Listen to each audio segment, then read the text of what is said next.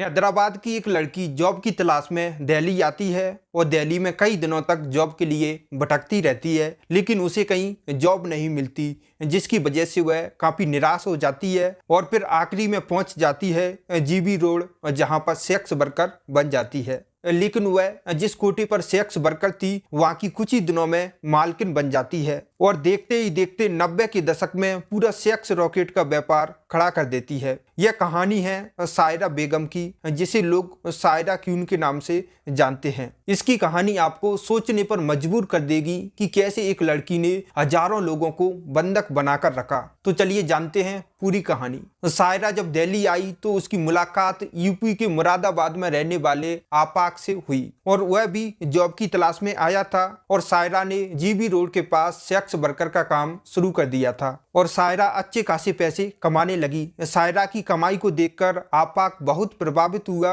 और 3 साल बाद सायरा के पास पहुंच गया और कुछ ही दिनों बाद आपाक ने सायरा से शादी कर ली। इस तरह अब धंधे में 2 लोग हो गए। बताया तो यह भी जाता है कि सायरा ने बाकायदा चाइल्ड ट्रैफिकिंग को समझा और उसमें उतर गई। उसका गैंग नेपाल, पश्चिम बंगाल, उड़ीसा, आंध्र प्रदेश, कर्नाटक तक फैल गया और वहां से लड़कियों की तस्करी करने लगा और सायरा पर आरोप है कि इन लड़कियों को बरगलाया और हार्मोन के इंजेक्शन दिए हैं। इस तरह वह लड़कियों को जवान बनाती थी और ऐसा काम उसने 1-2 लड़कियों के साथ नहीं बल्कि 5000 से ज्यादा लड़कियों के साथ किया और जो लड़की उसकी बात नहीं मानती थी उसके साथ मारपीट करती थी। इसके बाद जबरन देह व्यापार में ढकेल देती थी। सायरा और आपाक के धंधे की पूरी जानकारी साल 2016 में तब मिली जब पुलिस को उनकी डायरी हाथ लगी। इस डायरी ने इनके कई राज खोले। सबसे बड़ा राज यह था कि इन दोनों ने इस धंधे से अचूक संपत्ति बनाई और कई राज्यों में प्रॉपर्टी खरीदी और लग्जरी गाड़ियों का काफिला रखा।